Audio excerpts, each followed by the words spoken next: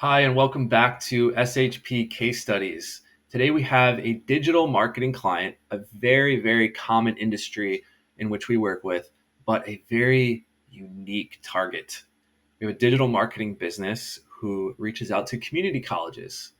And why do they do that? Because they have a way to market to students before they start their search process to get content in front of them and to see the community colleges first and foremost so that they have a higher likelihood of applying to those schools. Pretty great. Now, the idea here is that uh, we want to set up an appointment setting campaign to generate appointments to talk with these community colleges about their services. It was a very, how can I say, it was a battle. If you look at the graphs that I'm going to show you, the ups and downs that we had throughout this really gave us some insight as to how to find success through the push and the pull of an effort over multiple months. So that's the story we're going to dig into. Let's see some of the results and talk about the strategy before we get back to the graphs and see what happened. So this specific company, again, helps recruit students when they begin their search by offering different content to these students in a digital format. And I think what's interesting is that they see it as an untapped audience and a place where maybe these students haven't really started looking for schools, so they get ahead of the curve. So we're trying to set up meetings with recruiters of these community colleges to share with them how this specific digital marketing strategy would work and kind of offer a way, to provide this service through that meeting. So there was a questionnaire that they would fill out, and then they would have uh, a meeting to discuss, some of their needs at the school and give them some insights and see if that would be the best approach. So the targets were the recruiters and the dean of students and marketing directors at these community colleges. So what did we decide to do with the script strategy? We decided to use a consultative conversation format. This is that format that enables us to have uh, a more of a dialogue between the target and the cold caller, enabling the trust to be built over time through that exchange, and have the value driven throughout the conversation. So this one here starts with a quick prop, a hone-in question, gets them talking, follows up with a customized calling prop, and asks for next steps. So this particular business started out with something like, "Hi, my name's Ryan with Blank Company. We help schools like yours increase enrollment numbers for less than or equal to what we're paying with traditional lead gen methods. Our approach helps recruit students before they begin their search by using unique content." Ask the question, do you have anyone providing an approach like ours, targeting audience before they begin searching, or have you considered it? Bam! I love that question. That's very pointed because it's probably going to be hard for them to say yes. And if they do, that's actually a win. That's a nice thing about the hone-in question is that we call it a balanced question. It's not too open, it's not too closed, but whatever they say, we're okay with the answer, right? If they say yes, well, then that's amazing. You clearly see how valuable this is and how important this is. But if it's a no, well, that's why we're reaching out. We're here to teach you. So then we go into how it works. We use a unique approach. We can save this amount of money.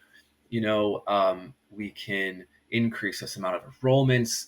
It's pretty fantastic. And then we go with more discovery questions. How are you generating leads getting new students? What kind of conversion rates are you working with? Getting them thinking, right, about this topic, and then asking for that next step.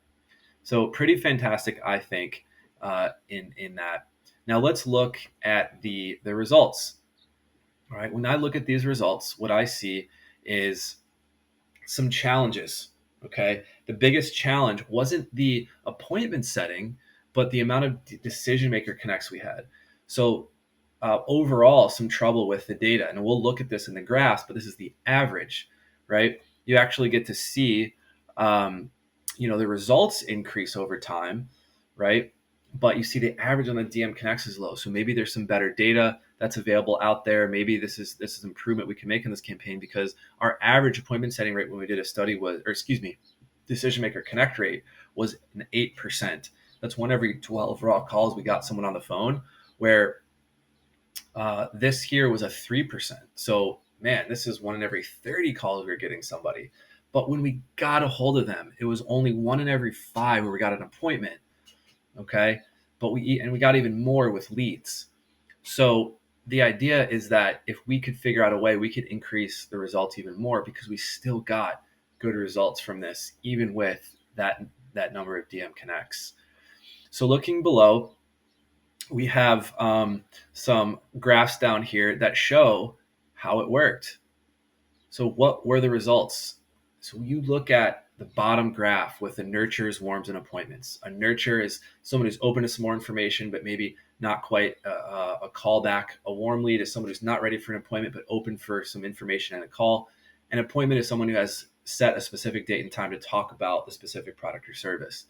Look at that light green neon line, just a positive correlation over time. But look at the ups and downs, the battles we went through month after month to have some kind of consistency, right? You see a slight uptick in appointments, and then some stagnation, and then a rise, and then a dip, and then a big rise, and a big drop right around the holidays, which gives you some insight when to market to community colleges for the future. But then you saw the nurtures and warms all over the place, right? You saw some ups and downs and slight increases and things like that throughout this.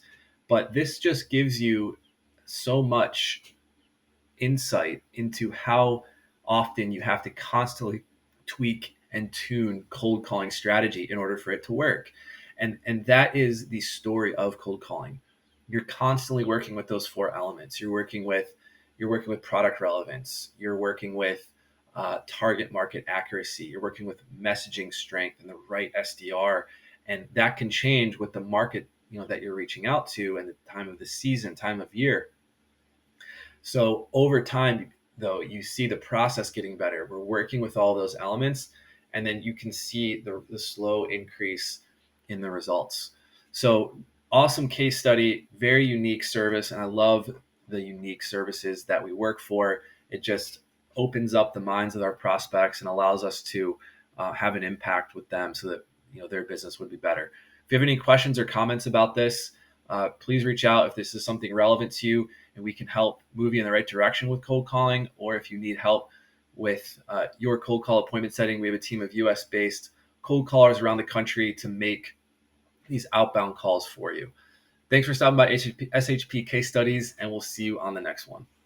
Are you a company that wants to grow their sales pipeline but don't know how to do it outside of cold email, inbound, and normal channels? Consider SHP. We provide cold call appointment setting and sales development services to generate leads and appointments outbound for your sales pipeline, so you can have control over your sales destiny. Give us a call at the number provided or reach out to us in any way. We're happy to chat with you about how we can cold call and generate leads so that you don't have to. Be excited to do the work for you and can't wait to hear from you.